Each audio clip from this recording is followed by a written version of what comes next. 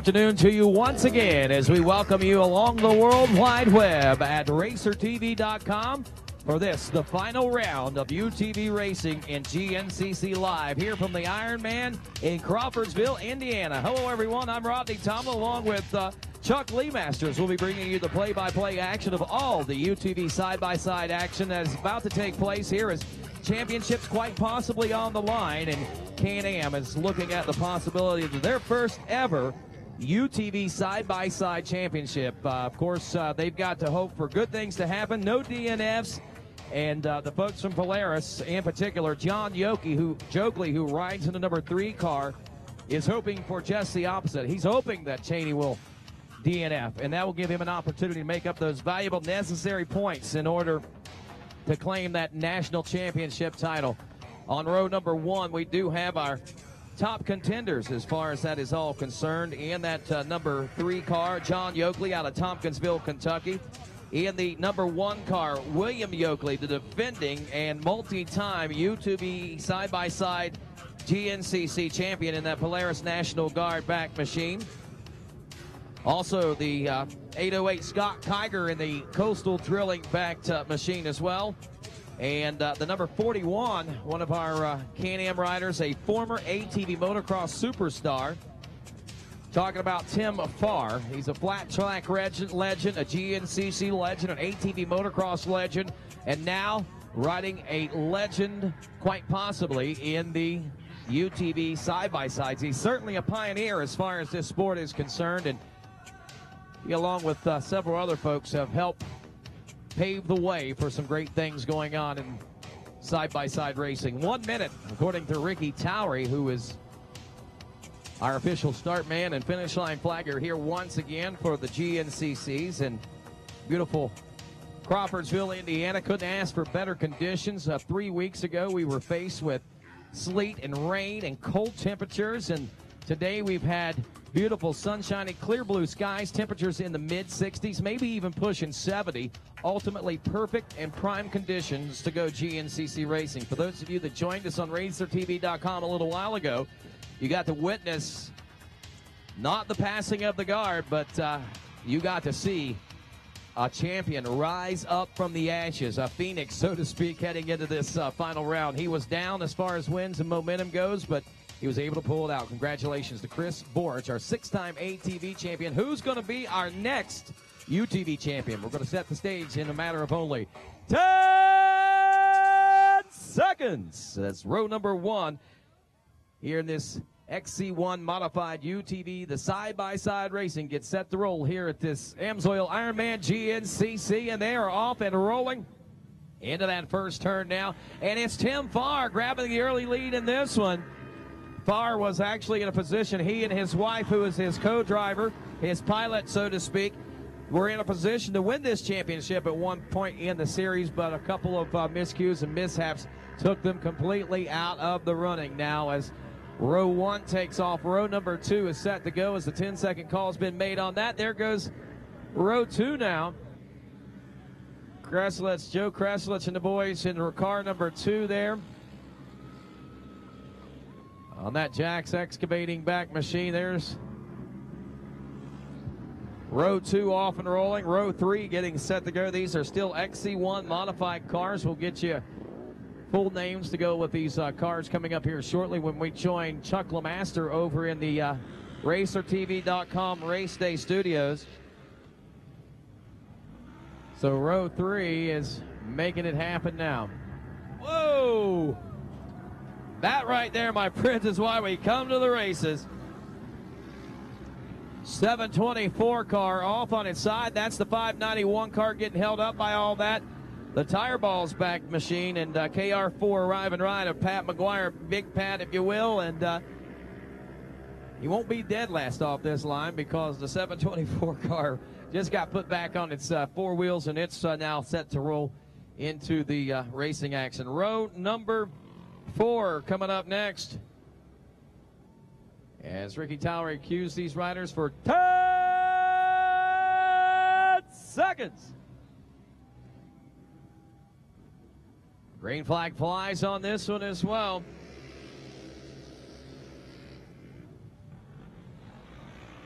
Trying to check and see if we can pick out some of these teams and drivers for you. They go by so quickly, though, as we go down to row number 5 next.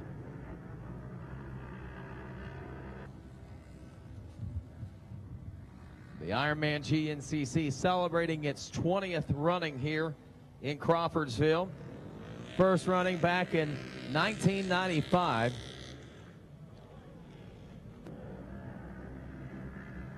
And another great start there, getting off of row 5. Row 6 coming up next. This is still XC1 modified cars.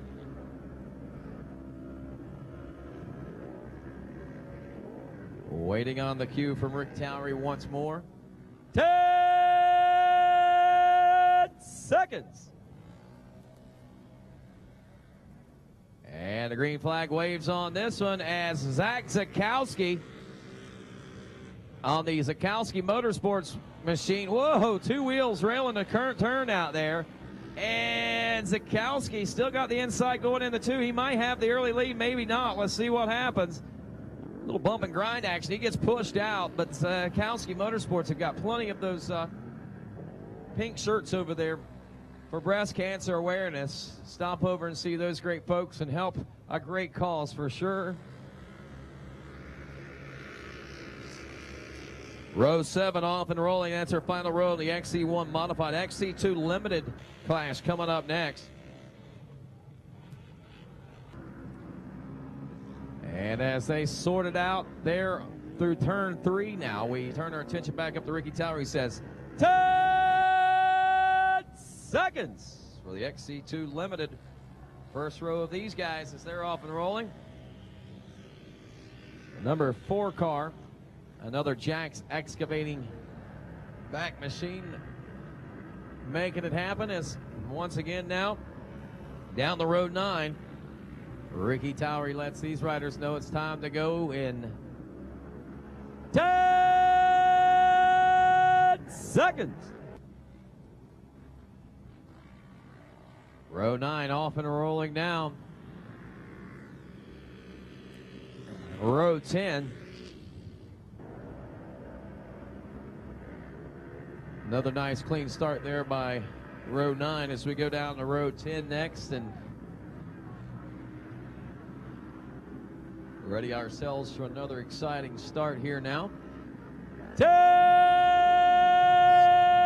seconds.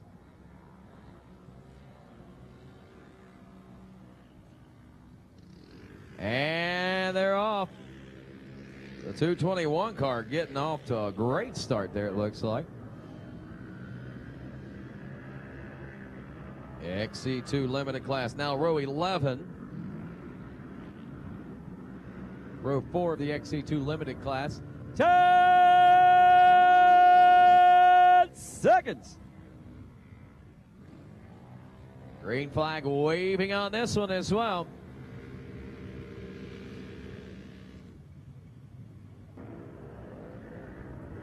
Row 12, row 5 of the XC2 limited class getting set to roll next. And then we've got our XC3 lights and some novice limited. 10 seconds.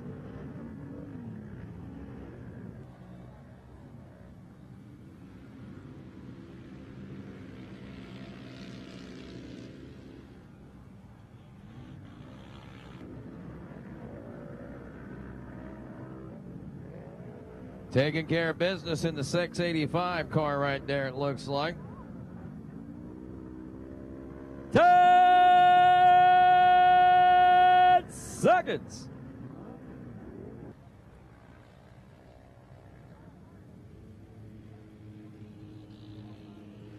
XC3 lights, the first row there taking off. That's row 13. Row 14 getting set to roll next. Row 2 of the XC3 lights class.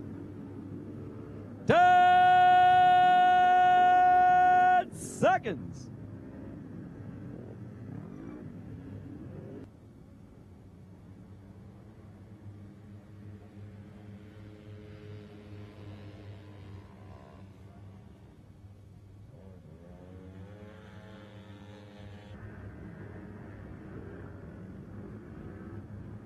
Down to our final 2 rows. XC3 lights. I believe this will be row 3 of those. 10 seconds. Row 15.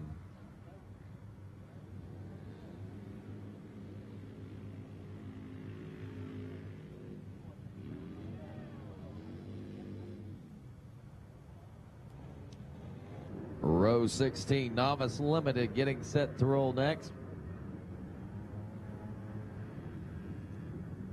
As again, our attention turns to Ricky. He says, 10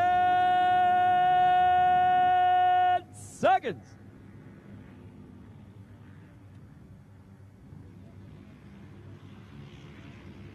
And the final row is off. And that, my friends, is the start of this UTV race. And we have got some big things going on as we'll be checking in with Chuck LeMaster here in just a couple moments. And, of course, we'll be back with more of this GNCC Live with UTV Racing right after this. Your coolant. One of the most important things is almost always overlooked. Evans Coolant is the first coolant to be 100% waterless. What does this mean? It means a higher boiling point to keep your bike running cooler.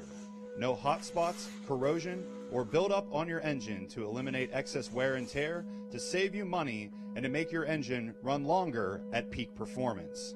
For more information, visit our new website, evanschooling.com.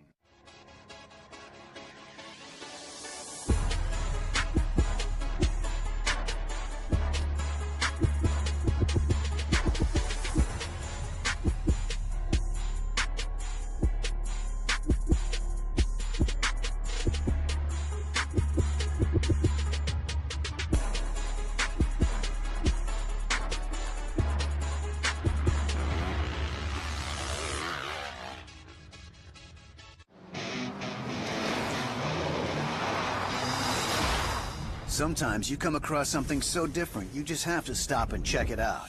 The Rocky Mountain ATV MC website has everything you need, from our huge selection of tires, ATV and UTV accessories, and OEM parts, to our online chat, customer reviews, and instructional videos. Our extensive inventory means most orders arrive in 3 days or less. Get low prices, quick shipping, and incredible customer service. RockyMountainATVMC.com. Get ready. What do you call a machine that combines precision-engineered handling, industry-leading power, and a rider-focused design? We call it a Can-Am. From the essentials to fully loaded, you'll find that same combination in every ATV and side-by-side we build. And right now, get your own for as low as $149 a month. Can-Am, the ride says it all.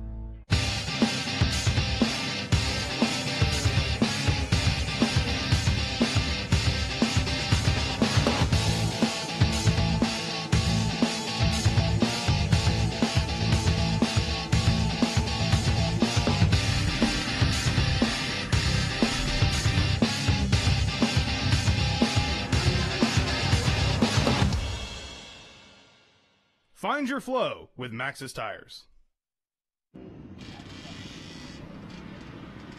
And welcome back to GNCC Live. We're coming to you live from the Ironman GNCC here in Crawfordsville, Indiana. I am Chuck LeMaster, joined by Jen Kenyon here in the booth. And we've just got this UTV race started and waiting for our riders to come through the checker flag for their finish of their first lap.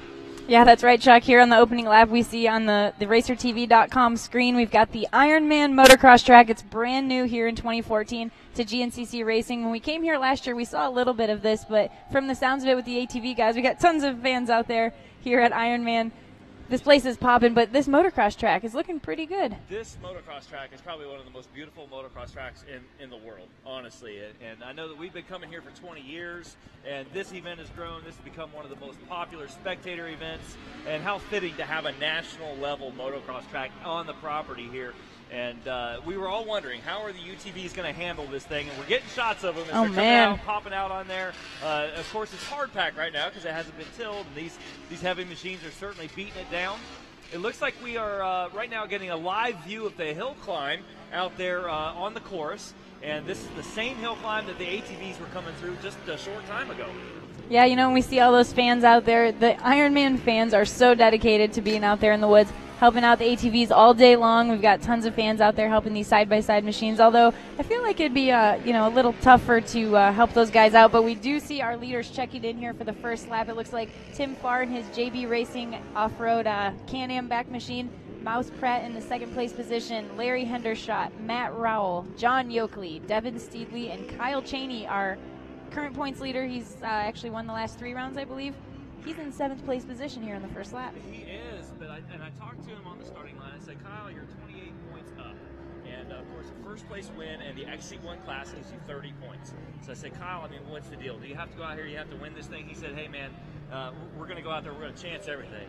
And obviously he was joking. He's riding very conservative this race. I guarantee it. A championship is on the line. And a 7th place is more than enough to lock this thing up. Absolutely, you know, and coming into the final round, 28 points. He does have a little bit of leeway there, but depending on how many people are in this XC1 class, there is a possibility he could lose this championship. And what we were talking about before this is, Chuck, we have almost 90 side-by-sides out there right now. Incredible amount, especially considering it's not that you just go to a dealership and buy one of these things and show up and race it like you would a 4-wheeler or a dirt bike. You have to do a lot of work to these things to do your safety roll cage, your fire extinguisher, your fire suits. There's a lot that you have to do, and then there's this much interest in UTV side-by-side racing.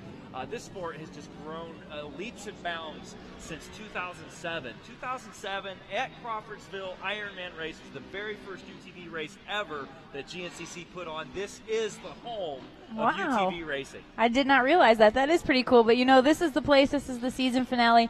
We have all the fans here. We've got, Polaris has their demo program here. They showcased their Ace machine here just a little bit ago with some media members. That really shows how big the side-by-side market is. We got some guys going off the track there on the RacerTV.com cameras. But this is the place to be right now. If you're racing side-by-sides, you're out there right now. Over 90 cars is just incredible. It's really going to come into play later on in the race as these guys stack up on top of each other, and we've seen some shots of the hill climb as these guys are getting into a groove, and there's really nowhere to go because it's locked up in traffic. So smart driving is going to really come into play here at the Ironman GNCC. Here's the top of that hill climb I was just referring to. And as these guys come through, if you get one car sideways, it's really going to back up. Oh, yeah. The good news of this hill climb is that there are multiple lines. There's one fast line, but there's a lot of different ways to get up the hill if you have to. Yeah, that's right. I was talking with Tim Farr, who's currently leading right now out there, and his wife, Julie, is usually his passenger. Well, she's in Japan this week for work. So he's like, yeah, I'm looking for a passenger. So guess who is in his passenger seat right now? It's not you. It's not me. He thought about me. No, it's Angel Knox, actually, our 2014 WXC champ here on the ATV side of things. But Tim had a little bit of strategy. He's like, I wanted Angel to ride in there. She's a racer. She could really help me out with my lines. So he was like, not only was he just trying to find someone to fill that spot of a co-pilot, but he's like, all right, I'm going to get someone who knows this track, who's smart, who's a racer, and hopefully, the two of them right now are making some pretty good decisions there in the first lap. I mean, Tim did his part. He got the whole shot when the very first 10 seconds was called. He got the whole shot. Now Angel's obviously in there saying, hey, I did 4 laps on this track already today. She's bossing him around. Let me tell you where to go. And it looks like he's listening, too. Yes, absolutely. I always make jokes, William Yoakley and Tina Yoakley, husband and wife duo. Julie and Tim are out there. And William said, this is the only hour of my life where I get to tell her what to do. I'm in the driver's seat. I'm telling her what's going on. He's a smart man. Oh, yeah. So what you guys are seeing here on the screen, for those of you who are up here in the pro pit area, you are missing out because right now out in the woods there's so many fans, so much great action going on. And Chuck, we get to sit here and watch it all on the screen. We really do. This is the seat of the house right here. It really is. The RacerTV crew is doing a phenomenal job picking up the action, the live action out in the woods and on the motocross track. So we're getting to see a lot more than if we were just sitting on the side of a hill and seeing one section of this track. So, but on the other hand, it is worth it to be out there because on TV, you don't really know how steep that hill is. Oh, yeah. And those guys are catching a suntan. They're getting to hang out with their friends and family. It's a beautiful day here in Crawfordsville, Indiana. If you weren't able to make it out here to the Ironman GNCC, you sure are missing out. It's a perfect day for racing. It's as perfect as it looks looks on TV. It really is. The colors are really popping in this afternoon light, and it is just a beautiful 70-degree day out here. The sunshine just feels perfect. So wish you were here. But for the thousands and thousands of fans that are here, we have quite the race going on here. It looks like we're checking in as time adjustments start coming in here. And we'll have to wait and see if this gets confirmed, if this isn't just a glitch. But it appears that with time adjustments, an XC2 Limited driver, Michael Swift, has moved into the lead of the overall based on time adjustment. Wow, and that's another husband-wife duo. I believe he has his wife there in the passenger seat, so that seems to be a growing trend there in the side-by-side racing. But oh man, we got some action going. We've got a burning belt on the hill climb right now, it appears. There's a lot of smoke on the hill climb. We had a car stalled there, and the smoke is still billowing. So that's usually a sign of a burning belt. If you're not familiar with these machines, they're normally a belt drive vehicle. And sometimes those clutch sheaves, when they get hot, that belt will burn, and when it burns enough, it'll break, and the car's not going to go anywhere. So we've got so many people in the way of the camera right now. It looks like we have a lot of spectators offering advice. Not really sure what's going on there. They're also videoing with their iPhones because, of course, all the great action is going to be archived on YouTube. Absolutely. YouTube is one of the greatest inventions of this century. I would say so, especially when it comes to side-by-side racing here in Indiana. There's tons of cool stuff that's going on out there in the woods. But for those of you folks that may have not been to a GNCC before, or you're wondering just how everything works, we put together a cool little segment we like to call GNCC 101. Folks, the hardest thing about racing is learning to go fast. But we're going to get you up to speed quickly with everything you need to know about Grand National Cross Country Racing with GNCC 101. By definition, Grand National Cross Country Racing is a cross-country style motorsports race. We race ATVs, motorcycles, and side-by-sides here, and depending on the event schedule, you'll see 6 to 7 races on a given weekend. Some feature riders as young as age 4, and there's even classes for riders over the age of 60. GNCC racers come from all 50 states, as well as numerous countries from around the world, because this is the prestigious championship they're all chasing. Every GNCC race starts with the dead engine start, which means the engines are turned off until the starter waves the green flag. Each rider lines up on the designated row of his or her class, and with the wave of the green, the race is on. From there, the strategy's simple. Get to the finish line as fast as you can. The racetrack is actually designated not by established trail, but by race arrows. And with some exceptions, the riders must stay within 25 feet of the arrows all the way around the track. The riders don't get to practice or pre-run the course before the race either. They're essentially learning it while they're racing and following the arrows. However, riders can walk the track at designated times prior to their race day. A GNCC racetrack includes just about everything, including trails, footpaths, roads, hills, motocross tracks, any terrain that you can navigate with a dirt bike, an ATV, or a side-by-side. You can expect to see a little bit of everything on a given race weekend. The tracks are typically between 9 and 12 miles long for the afternoon race, and a little bit shorter for the youth, amateur, and side-by-side races. If you're watching the racing and you're trying to pick out the fastest riders, the XC1 or Pro level racers are going to be running red number plate backgrounds with white numbers on them, and the XC2 Pro Lights riders will be running green number plates with white numbers. The points leader in each class will have their number plate colors reversed. Flags are key here too. The green flag, of course, signals the start of the race. A yellow flag signals caution. The 2-lap board means there's 2 laps remaining, and the white flag signals 1 lap to go. The checkered flag signals the race is over, but you already knew that. Riders are scored electronically when they cross the finish line via a transponder mounted on their bike. Then the overall position and times are adjusted according to the row in which each racer started on. Once the race is over, we invite the top 3 finishers in both pro classes to be interviewed on the Maxis Victory Lane podium, and the top riders in every class are awarded trophies. So now you're close to being a certified expert on GNCC racing. But if you want to learn more, check out the series website at gnccracing.com. Or do it the new way and just follow the series on the following social media sites. They'll tell you everything you need to know. After that, we'll see you at the races, and we'll talk to you about it in person. All right, guys, welcome back to GNCC Live here on RacerTV.com. We're at round 6 of 6 here in the Side-by-Side Championship, the Amsoil Ironman GNCC here in Crawfordsville.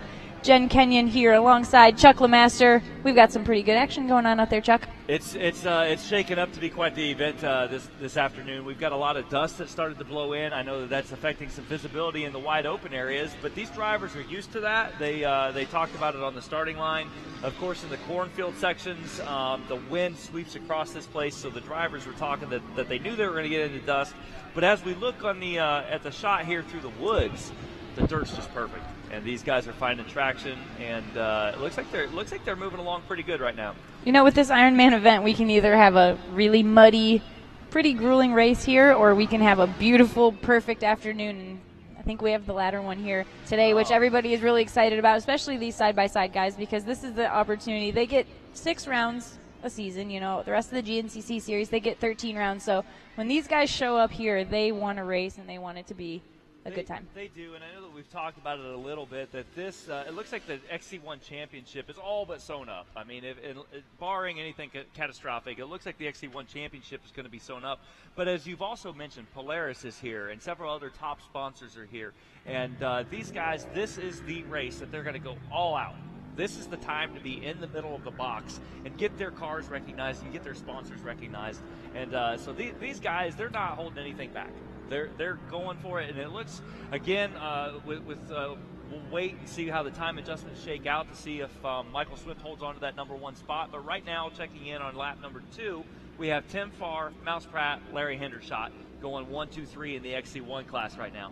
Looks like John Allen Yoakley has moved into the 4th place, followed by Devin Steedley out of Bluff City, Tennessee, rounding out the top 5. But that leaves Scott Kiger and Kyle Cheney still holding down the 6 and 7 spot. Yeah, you know, we see this a lot, though, here in the side-by-side racing. They have, 5 cars per row, so there's quite a bit of a different mix-up because the rows are so spread out on the time adjustment. These guys aren't always physically racing each other, but we see a lot of switches and a lot of shakeups. And with these guys putting the pedal to the floor, and they're all going as fast as they can, they don't know. They're 30 seconds apart when they start. And so getting a hole shot is a great advantage because you've got clear traffic for a while until you catch up to the row in front of you. And then strategy really comes into place when you have to pass some of these slower cars and keep your vehicle together. That has become that is the strategy for all these guys out here. And every single one of them have learned the hard way how to keep the vehicle together, because we've all learned how to not keep it together by hitting a rock, hitting a tree, breaking a tie rod. Oh, it looks like we're coming out here on the motocross track. And speaking of keeping a car together, if you're looking at your screen right now, the number 47 car is dragging his left rear wheel and not going very fast. Yeah, it looks like that's Loud Racing, the Loud Racing crew. Tough break for them. Maybe they can pull in, get a little pit crew. Put their pit crew to work. Yeah, it's like a NASCAR pit stop. Literally, yeah. They pull in, they jack the thing up, they change all the tires. It seems like it salvaged some points. Yeah, definitely. Unfortunately, since it's not a 500-mile race, pit stop is very, very costly in your overall position. That's right, especially like you said, these guys have the pedal to the floor. They're really railing it. We see them coming through the motocross track. They are full speed ahead. It's probably going to, if I was a passenger, I'd be kind of scared sometimes. Have you not been a passenger yet, Jen? I have, actually. 2 years ago, I rode co-pilot here at the Ironman with the Travelina Can-Am crew. Okay. And I have to say, he's a good driver. Yeah, he's a really good driver, and I think I got, really, really lucky and spoiled. I was talking to Tim Farr about that. He's like, yeah, maybe next time you can be my co-pilot. And I was like, yeah, I've done it before, and I had a good time. The driver was really safe, and he's like, okay, well, I'm not going to promise that I'm going to make every safe decision for you out there. And now we know why Angel Knox got the nod. Yes, exactly. She's a thriller. She's a fast racer herself, so she's probably like, this is the best thing ever. This is awesome. Can he make this corner? If you're looking at the live screen, the 47 car is limping his way through the finish line chutes right now, having a difficult time turning it, but he is still going. That's right. We have to give a shout out to Digital Dave, racedaypics.com, if you're at the event and you need some photos of yourself. And it's worth mentioning that Digital Dave is also the inflatable obstacle course champion. Because my main duty here at the race is with Team Faith Racing, and so every Friday night and every Saturday night we have youth activities.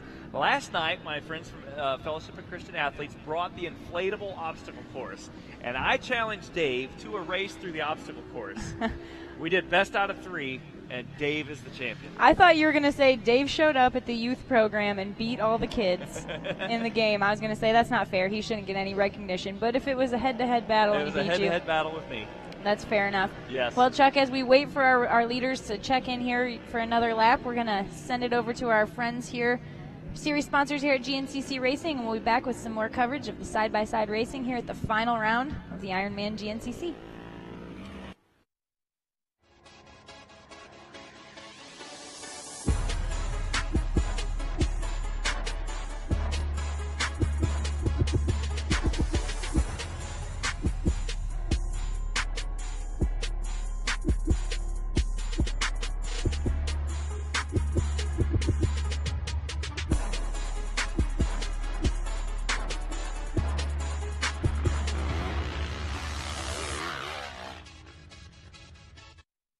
Your coolant. One of the most important things is almost always overlooked. Evans Coolant is the first coolant to be 100% waterless. What does this mean? It means a higher boiling point to keep your bike running cooler.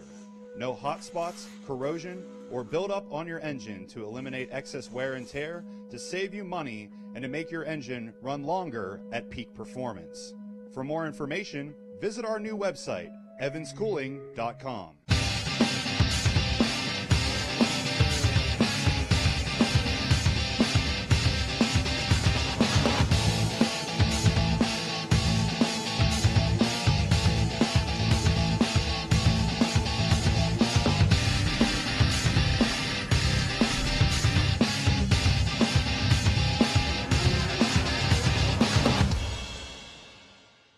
Find your flow with Maxxis tires. What do you call a machine that combines precision-engineered handling, industry-leading power, and a rider-focused design? We call it a Can-Am. From the essentials to fully loaded, you'll find that same combination in every ATV and side-by-side rebuild. And right now, get your own for as low as $149 a month. Can-Am, the ride says it all. Any engine, any season, at home,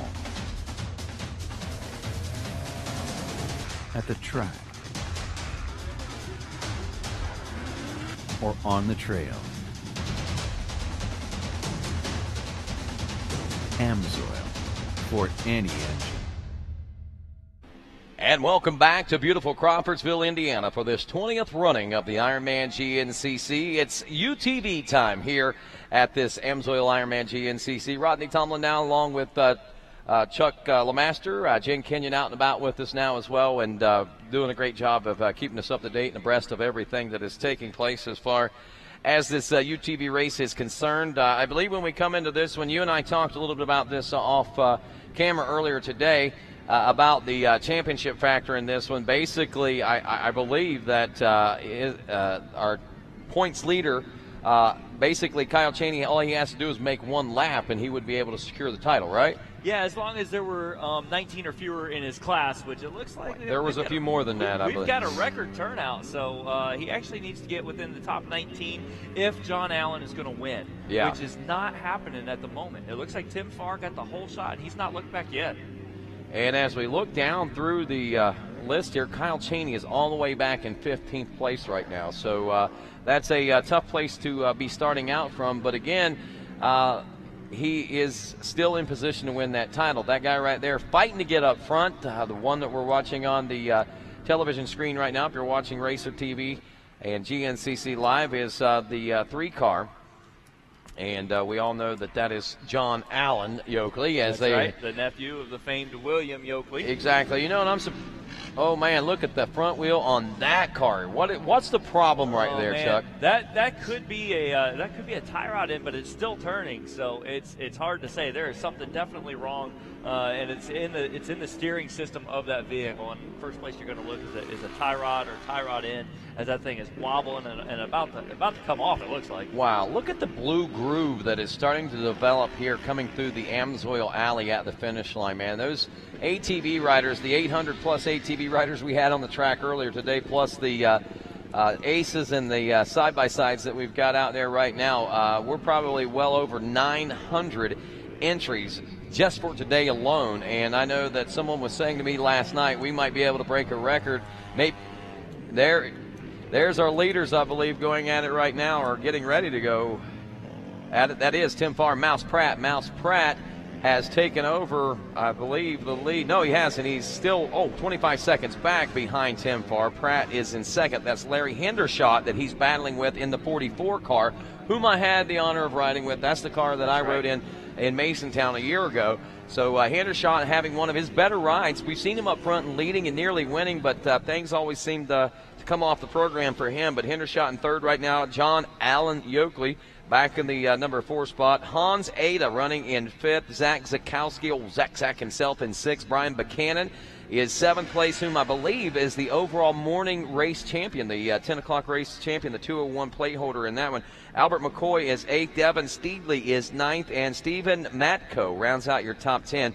Those are all your XC1 modified, and that is the top 10 in that class. Now, as far as the overall is concerned, we've got Farr, Pratt, Hendershot, Yoakley, Kiger in the number 5 spot. Michael Swift is your XC2 limited class leader. He is running in 6th place overall. Then we're waiting on Michael Swift to check in on his third lap, because he's been running in the top 3 overall as he checks in. It looks like he's having the ride of his life right now. Wow, to have a ride like that. Looking at lap times, I can see how that works. Farr turned in a 10:08 that time. Mouse Pratt a 10:14. 10:09 for Larry Hendershot, and 10 minutes even for for John Yoakley. Scott Kiger a 10:06 and 10:13 for Michael Swift. So he is making up some time, but I think the one that's making up the most time right now is John Yoakley, which we were just looking at on screen. Yeah, 8.5 seconds, actually 6.5 seconds faster than the second fastest car, which is Scott Kiger in the number 5 ride right now, who's behind him. Now, how far is John Yoakley behind the number 3, Larry Hendershot? It looks like 53 seconds, so we've got a pretty big gap there. As we check our monitors here now, we see a big flume of dust. It looks like Mouse Pratt and Larry Hendershot are duking it out. They're going blow for blow right now as we watch our live feed from RacerTV. Yeah, and literally when the dust settles on this one, we'll be able to see who won that one, huh? that is literally, for all of our fans here live, looking at the screen, there's a lot of dust blowing up as that battle ensues. Yeah, this track is taking a lot of sunshine today, as well as several laps and several I wouldn't even begin to I'd hate to calculate how many laps with all the people and stuff that have been here. So, well, that's what we were thinking about earlier with all the blue groove that's on the motocross track right now. It's really just gotten packed down with no tilling, no watering today like you would during a motocross race. Yeah. This motocross track becomes more of a super highway than a moto track as the day wears on. Got a nice little wood shot out here. This is our Twin Hills shot, and we can see that this portion of the course has been used quite a bit over the course of the years. And where is the twin part of that Twin Hills? I've only seen the one part. It's buried in there amongst those people, huh? Screen, yeah, it's to the right side. And the way that the track is laid out today, the fast line is just blitzed just the way that you see the trail is going. In years past, we come from a different direction, and you have your choice. So I want to go up A or B. Right. But today, the choice is pretty clear, unless somebody earlier we saw somebody break a belt on that hill. And when you have a clog, then you need to find a new way to get around. All right, we were waiting on Michael Swift to check in from the XC2 limited class. Swift has checked in with his second lap complete. And actually, he is not leading physically in that class either. It's on time adjustment that he is running the lead in that class. And as we look at the overall, we had pointed out that he was running, what'd you say, 3rd place overall there? He at one point, in time adjustment, he had the number 1 spot. Well, he hasn't even checked in for that 3rd lap yet, so we're still waiting on that right now. There have been no other XC2 limited class riders check in either, so that might not be all bad for Michael Swift. If we look for the actually, he's not due in for another 5 seconds or so. Should be seeing Michael Swift near the finish line here pretty soon to see whether or not he's able to capitalize and make up some time on adjustments there here in the which sounds so simple to do, but when you're out there in person and trying to find ways to get around cars in front of you, and you can feel like you're making up time, man, and not be making up time, and actually going the other way. Yeah, because the guys out front that have the clear air, they might just be sailing. You never know. Zach Zakowski making his way onto the moto track now. We have got a new leader in the XC2 limited class, at least physically right now. We're talking about John Henry, a steel driving man. Now, one thing we haven't talked about is that there's actually a battle for the championship in the XC2 class. Okay, let's talk. Today, this has come down. The points shook up a little bit. We've got right now, Marcus Pratt has a 7-point lead in the XC2 championship, but the John Henry that just checked in is only he's within striking distance of that championship. He's wow, 15 he is points down. Yeah, and, first place is worth 20 points. So the championship is still up in the air in the XC2 class. Chris Brockway of Brockway Racing is right in the middle of that mix. And, Michael Swift isn't even really in the points chase for XC2 championship. But the ride that he's been putting on so far today would sure look good here at the Ironman GNCC in front of many of the sponsors. It may have slipped out of his fingertips, it looks like. He has yet to check in for his third lap complete. Has dropped to at least 7th. Again, after time adjustments, who knows? I'm not real sure which row he started on, so it'll be hard to calculate that.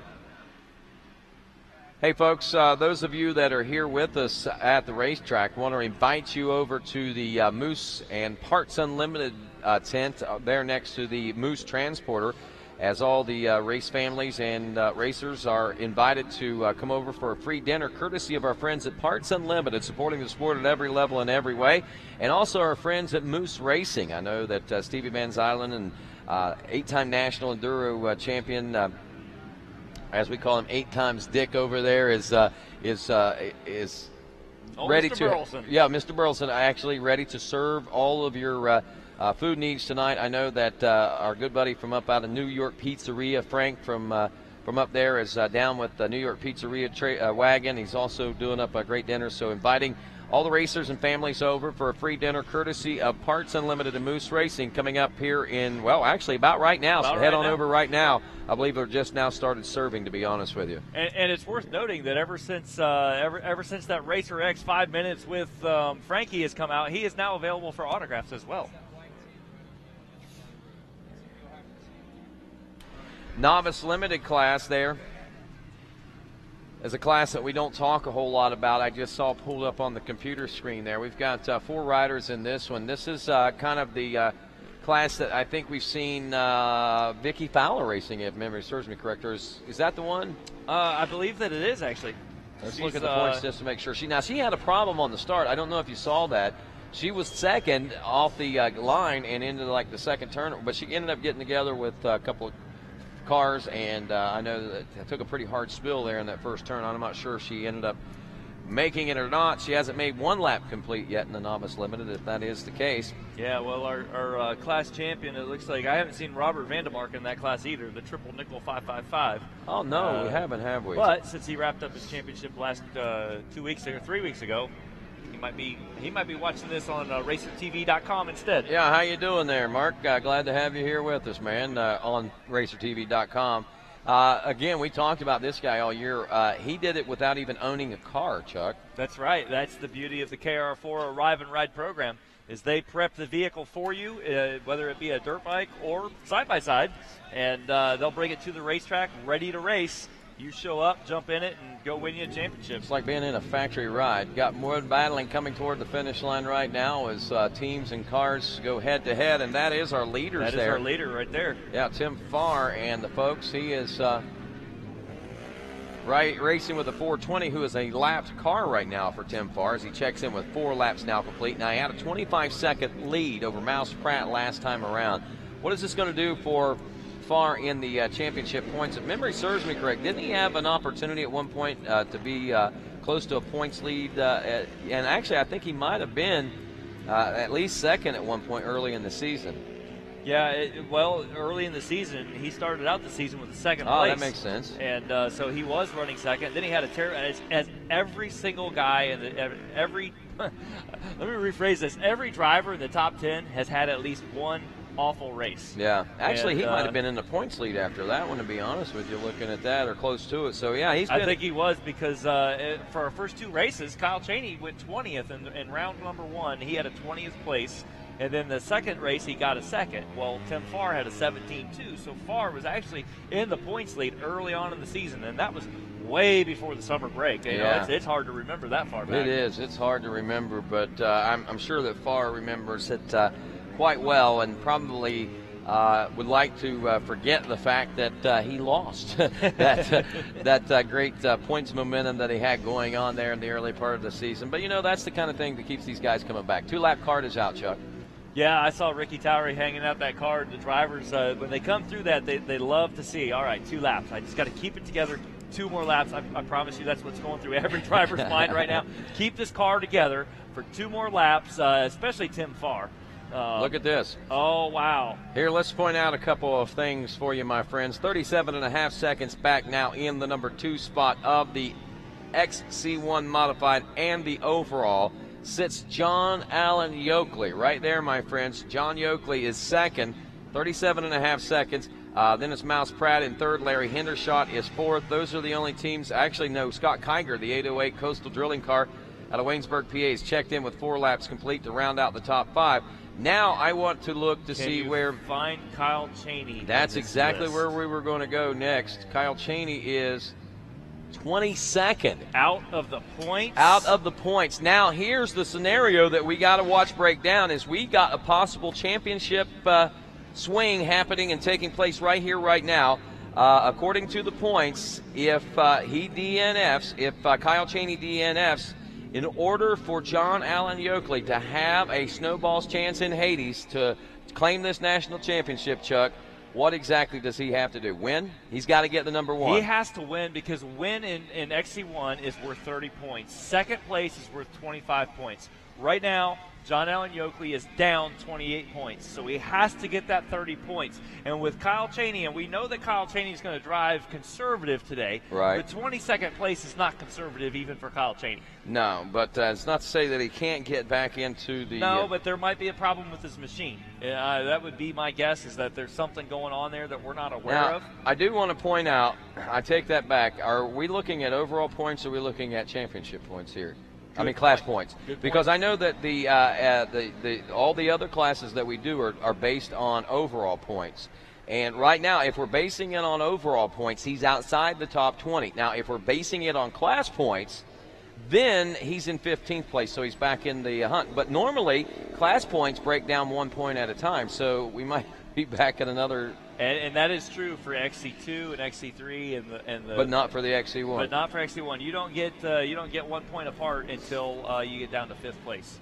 Okay. Which is worth, I think, 15 points. So they've got a whole different scoring system than everybody else. They do. Kind of confuses us here in the announcer's booth. So, all right. So we're gonna base this then on class, and if we're wrong, then somebody can come up and throw mud in our face and say you're wrong. You know, I think that actually Carrie Jo is here. So yeah, she'll make the official call on that. I'm sure she's listening right now. She's looking through the rule book right now just to make sure. But Kyle Cheney is 15th place in the XC1 modified class. If that's the case, then he still has that chance that he's looking for to win the championship. He's still holding on to it because he'll be gaining points. Right. But if it's based on overall, like it is with bikes and with ATV, then John Yoakley needs to gain 37.5 seconds. Yep, exactly, and he could win a championship. So we'll get the official word on that for you.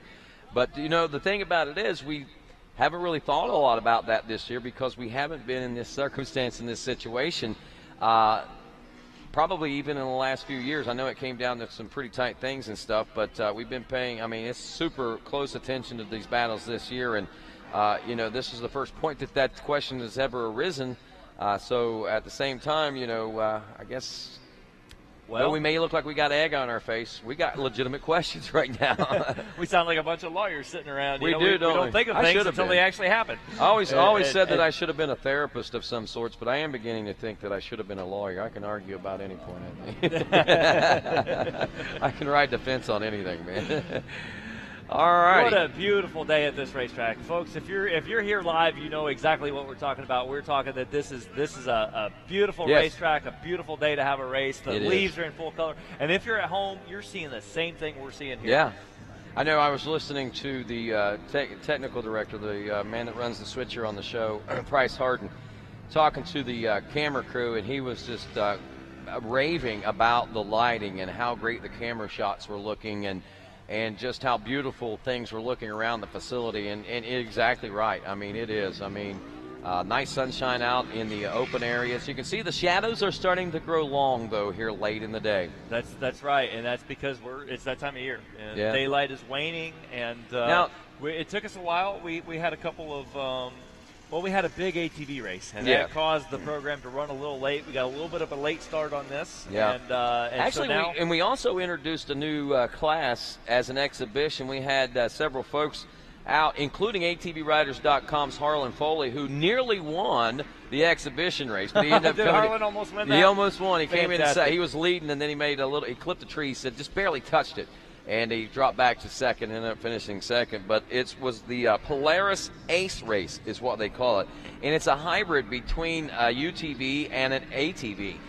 You basically sit in a roll cage on an ATV is what it looks like to me. It's exactly what it looks like, and you have a steering wheel. And you have a steering wheel. I think it's a pretty neat little thing that we got coming as far as new to the industry. But that is another thing that helped kind of make things a little bit longer here too, because we took a little longer on that than we anticipated after the extended podium celebrations and so forth with the XC1 championship and the XC2. We had two of those. Congratulations to Cole Richards. Two championships. Richardson. All the way down to the wire. It did. And Pro Yamaha almost had two of them this year, but Walker came up a little short.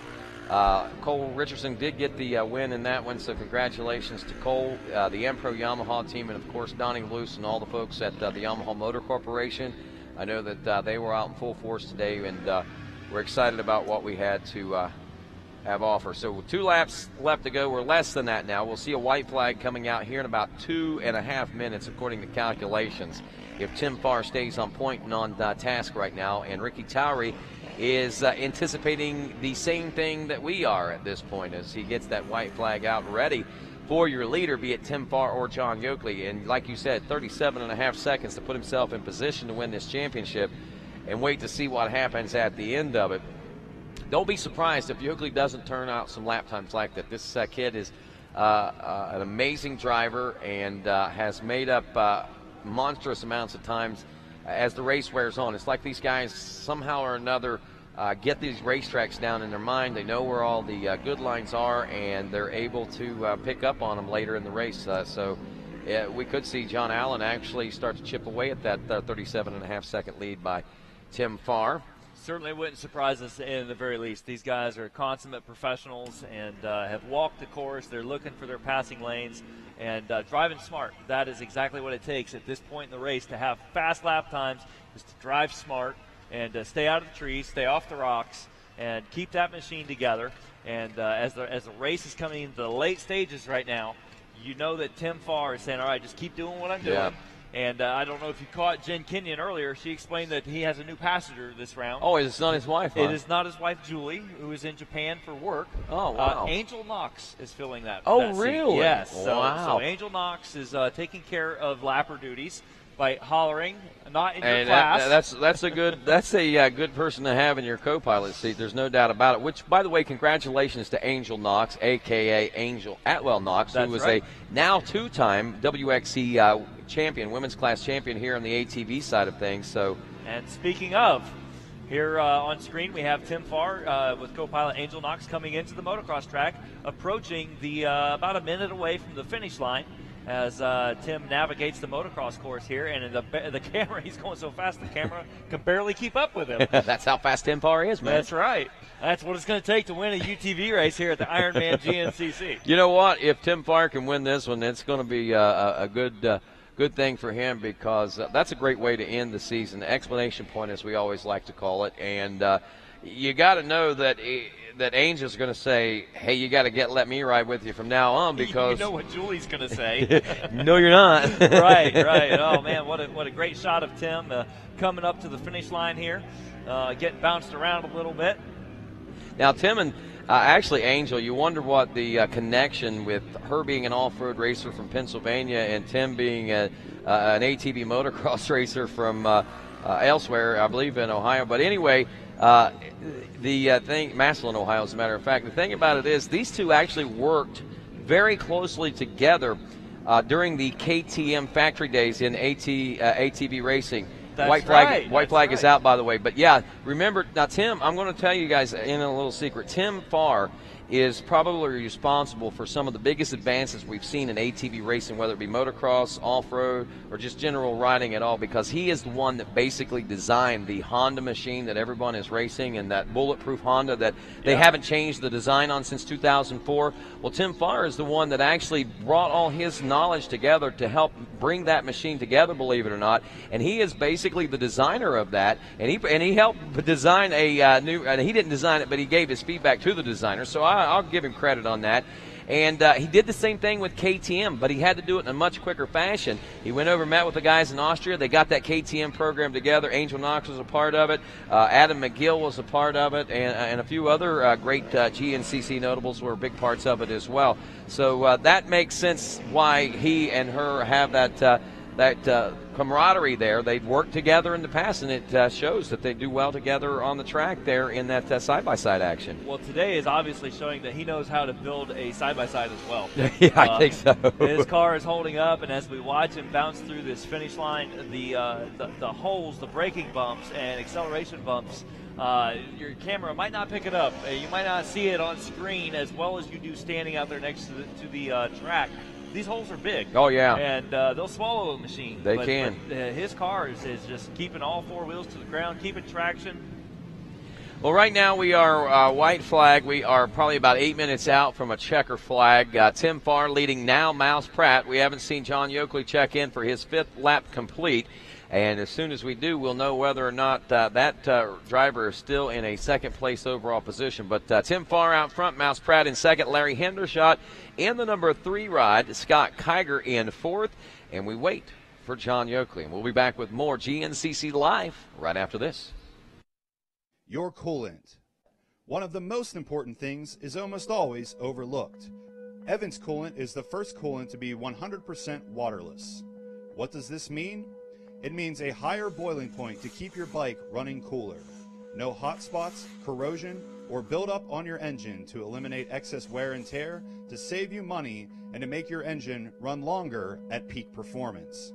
For more information, visit our new website, evanschooling.com.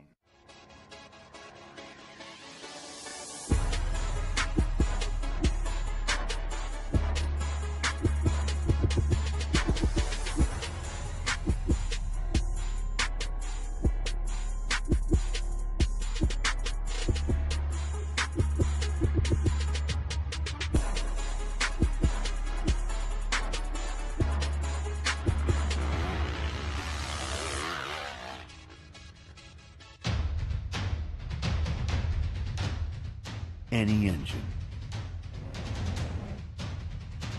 any season, at home, at the track,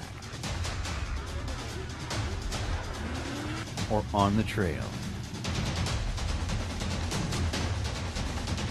AMSOIL for any engine.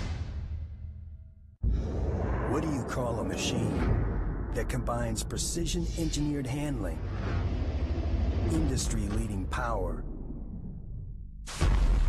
and a rider-focused design? We call it a Can-Am. From the essentials to fully loaded, you'll find that same combination in every ATV and side-by-side we build. And right now, get your own for as low as $149 a month. Can-Am, the ride says it all.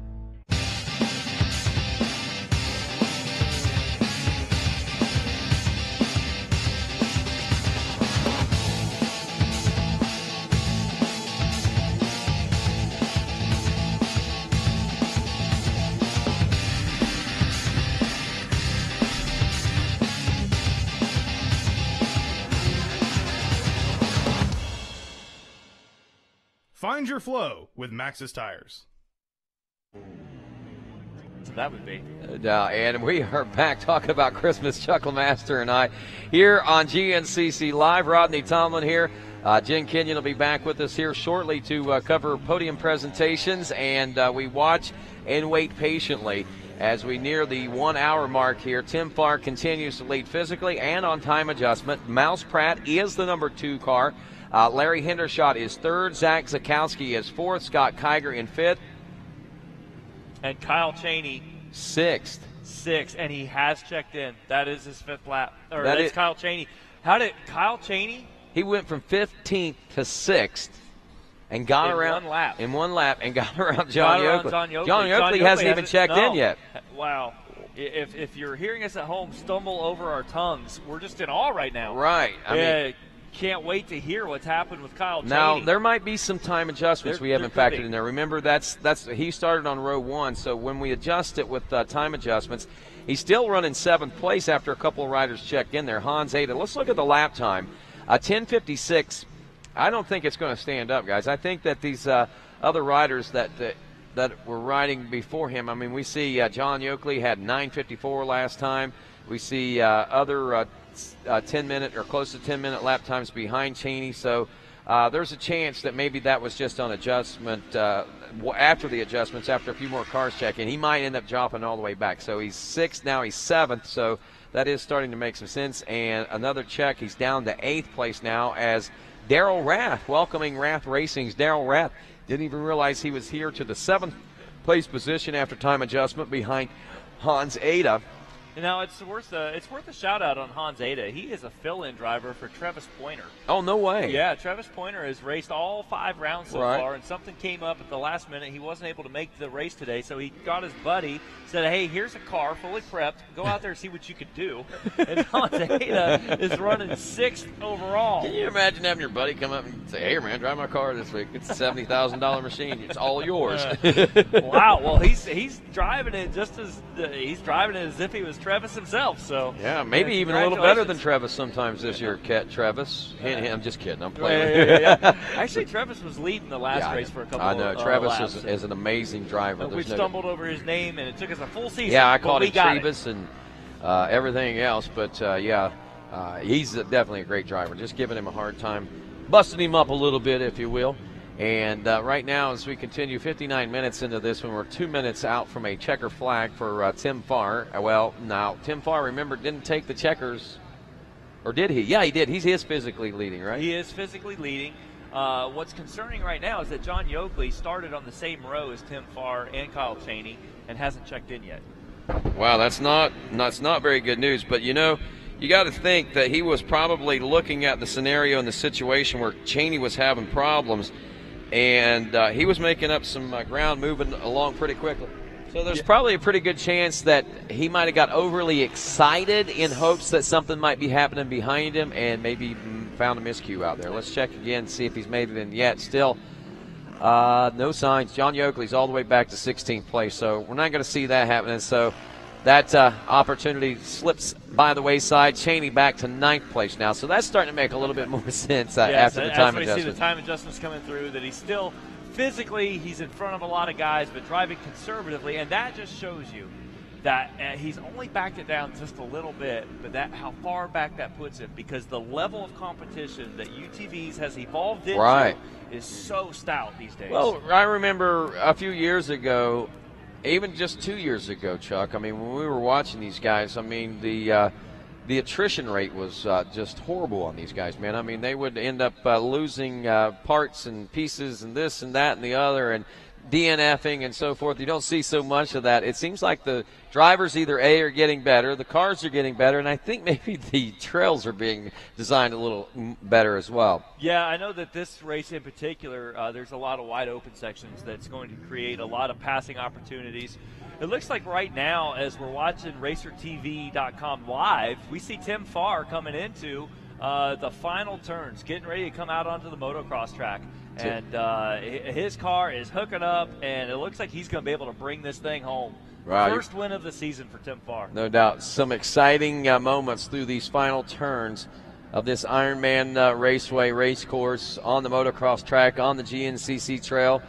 in the ATVs and even in the UTVs with the excitement of the battle we saw between Farr. He doubled up that. We've seen Chris Borch and those guys do that a little while ago. Now they're doing it in the UTVs also. 1,400-pound UTVs. That's crazy, man. Well, as I said earlier, Julie Farr is in Japan, but the beauty of the internet is that she's probably watching this right now. So hello, Julie. Congratulations. Yes. Congratulations. You could have been a winner again. Here.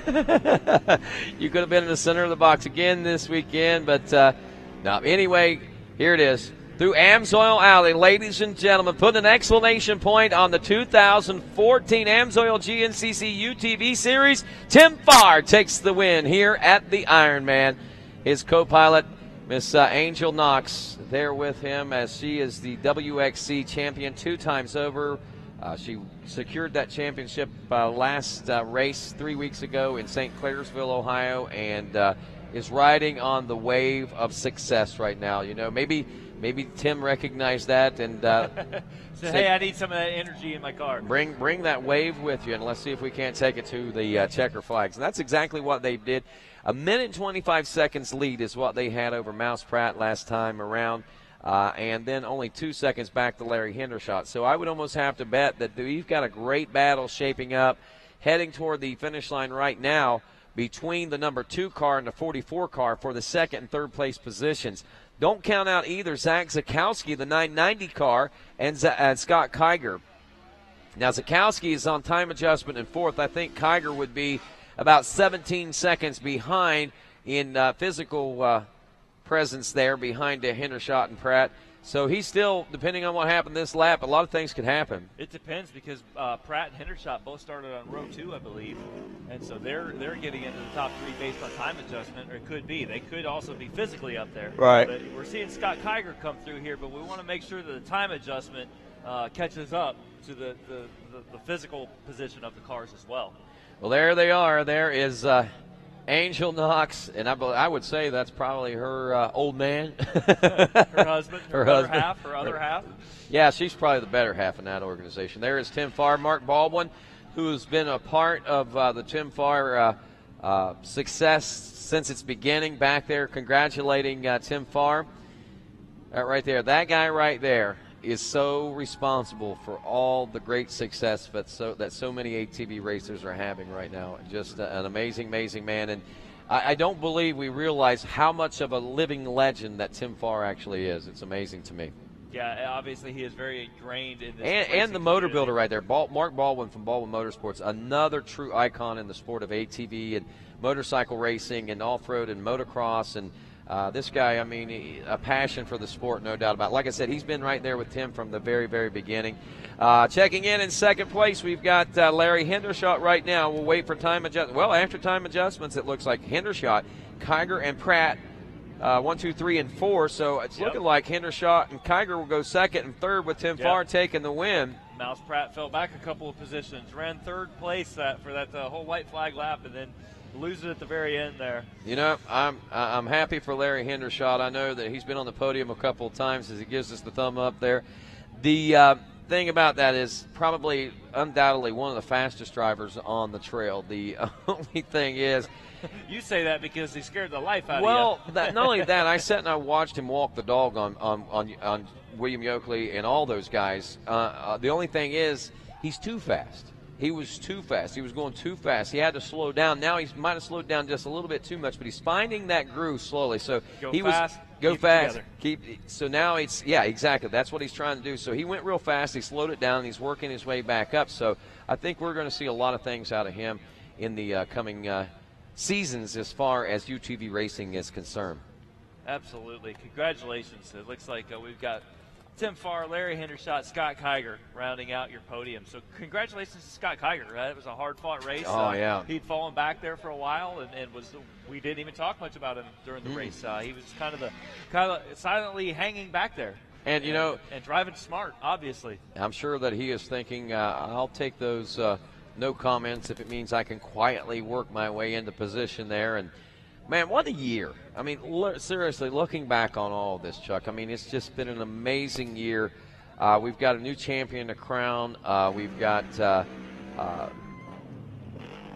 great legends in our sport that are winning races here today. I mean, there's just so much that has happened from the first round to the 6th round in UTV racing this year, and to see the greatness that has transpired. I mean, I am kind of taken aback by it all, man, because, I mean, we came into this one, we were watching John Yoakley, we were watching William Yoakley, we were watching Scott Kiger, and that's John Yoakley, William Yoakley, Scott Kiger. You know, if you would have thought and watched this show, you probably would have thought they were paying us to basically film them, because they were the show, a big part of the show in the last few years. And even in the early part of the season, we saw them as a big part of the show. But a whole new cast of characters came on board here this year. This year has been a defining year for UTV racing.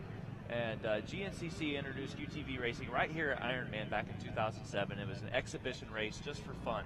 Had a lot of fun, said, hey, maybe we should make a series out of this. In 2008 was the first time that GNCC had a full series of 4 races, and it was the William Yoakley show. Yep. He dominated. And actually in 2009 he had a little bit of trouble, a little bit of bad luck, but since 2010 he has been the champion. So you got 10, 11, 12, 13, 4 in a row, and now here we are in 2014. Thought we were going to be talking about William Yoakley, which we did. He's still a professional driver. He's still fast as ever. Yep. Now his nephew, he's trained and built the car and brought him up, but there are so many others out there. Can-Am came on. It's no longer just the Polaris show. Can-Am has come into this thing, and they introduced the Commander and said, okay, let's redesign that, the Maverick, and now it looks like Can-Am has their first championship. Yeah. With Kyle Chaney. Man, as much as the effort that they put into this side-by-side and the ATV program, man, it's good to see the fruits of their labors finally starting to come forth. You know, it's great to see that Polaris and Can-Am are both putting their best foot forward into this series, because it sure is. It's a lot of fun, and having 90 cars out there on the track at one time. There's no reason that we shouldn't be. Is that what we had today? 90? I think we had 89 was the last count that I heard. Well, we'll call it 90. Many. So unofficially, quick tabulations and calculations, it puts us about 40 entries today alone. Today alone. Yep, I'm calculating. Tomorrow, we go to 2 wheels, and that's always a big turnout. Always here a big. Ironman. It is. And I expect it to be, with the weather being the way that it is right now. This is the best weekend we've had in the last 3 weeks, I think, as far as racing goes for folks. So I think they're going to be out here in droves tomorrow. The parking lot and the fields across the way there are any indication, this is certainly going to be a record. This is one for the books. For the books. And here at UTV Racing, again, the record book is being rewritten. Man, it has been a season of history. Think about it. Chris Borge opening up the championship season in the ATV side of things, looking at breaking history right off the bat. When he got his first win of the season, he became the tied with Barry Hawk, and then he became the winningest GNCC racer of all time. And then he capped that off. He put 72 wins on that. And I mean, and then we saw Chris Borge again involved in the history with this historic battle that we saw right down to the wire here today, and able to capture that 6th championship. And on the UTV side of things, I mean, like you say, a lot of historical things going on there. A lot of change is taking place throughout this year. But I think as important as anything, like we mentioned, Can-Am being able to acquire that first ever UTV title, that means so much. And actually, here's another bit of history for you. We had a 4x4 pro rider win the overall 201 plate this morning, I think. So that is historic. That is the first time we've ever had a utility ATV, a 4x4 ATV number. Yep, I think. And for folks that aren't aware, the 200 number is reserved for the 10 o'clock race. Right. And so the best number that everybody wants is 201, and that has gone to people like Angel Knox. Yep. That's gone to people like Tracy Checo. Yep. Pickens. That's gone to. But finally, we've got a 4-wheel drive. With that number. So, a historic season all year long. How do you think Mike Penland, who pioneered that type of racing, feels about seeing that take place, man?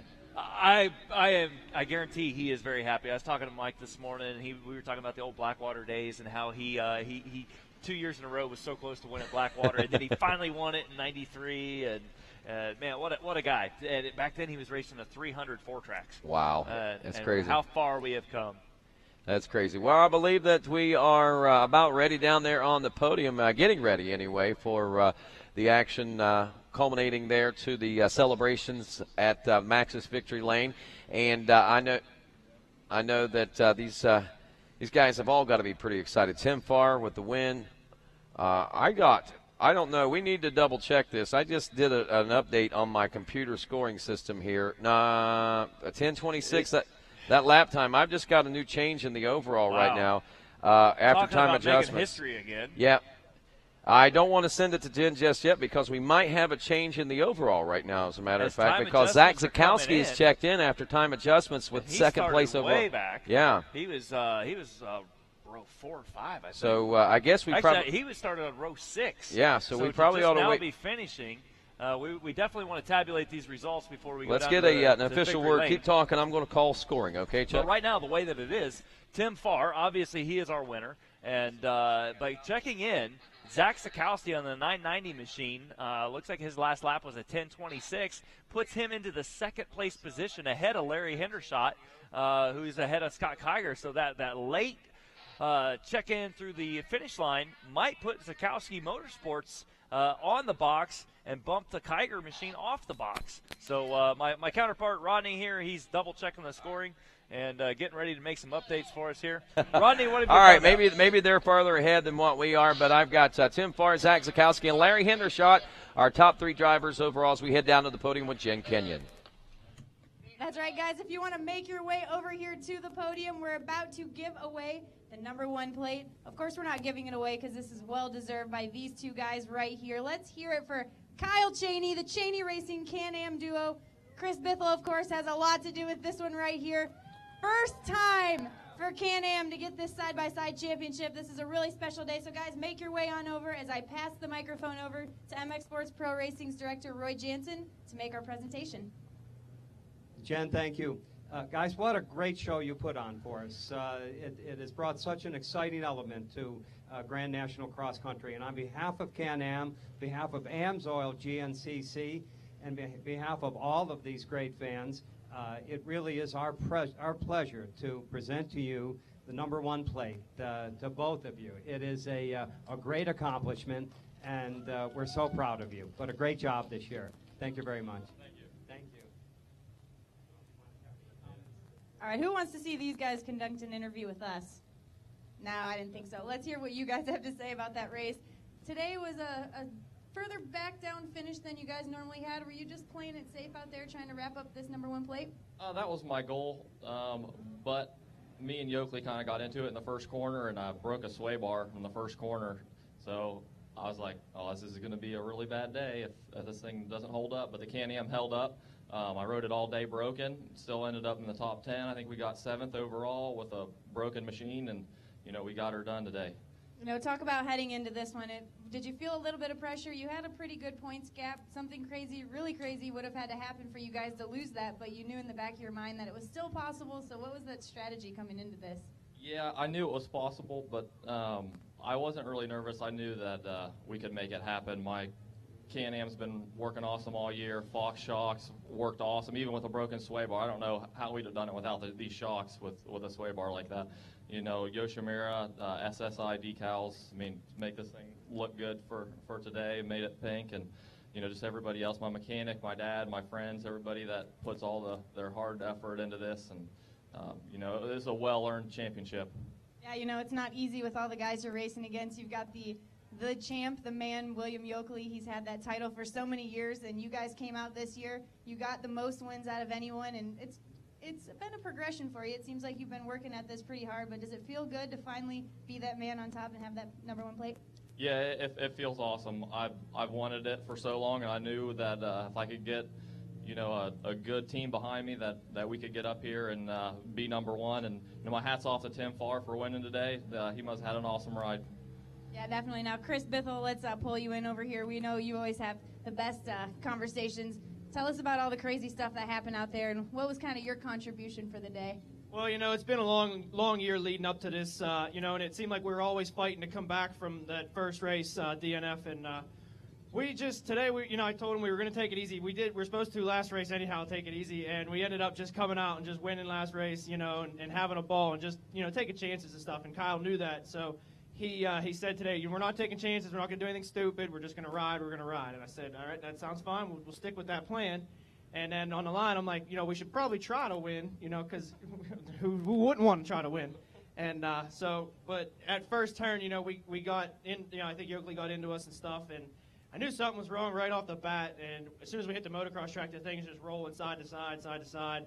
We couldn't corner real well, and he said, I finally got him to tell me it was sway bar and stuff, so we went a little farther, and he's taking it easy. I'm like, all right, well, let's just go, this thing, we'll be all right.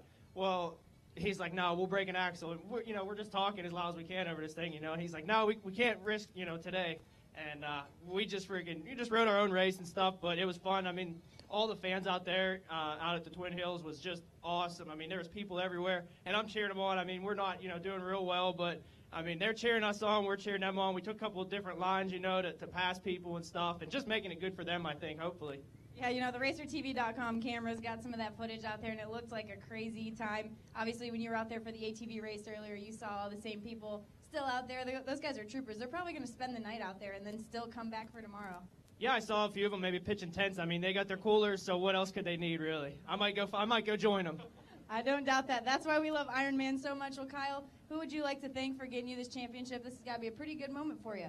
Yep, Can-Am, they're my biggest sponsor, and they're the reason that I'm up here.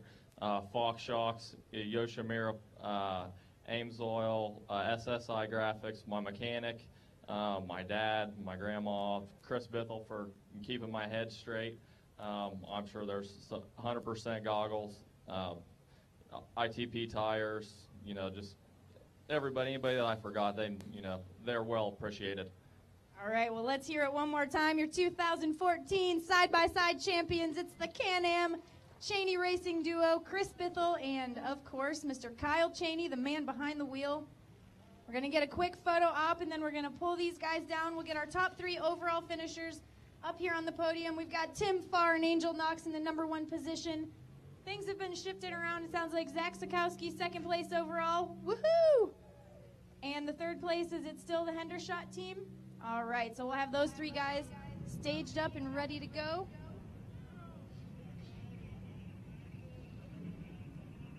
All righty, thanks a lot, Jen Kenyon. Congratulations to all you folks, and a great championship battle in the UTVs, and a great weekend here at the Ironman GNCC.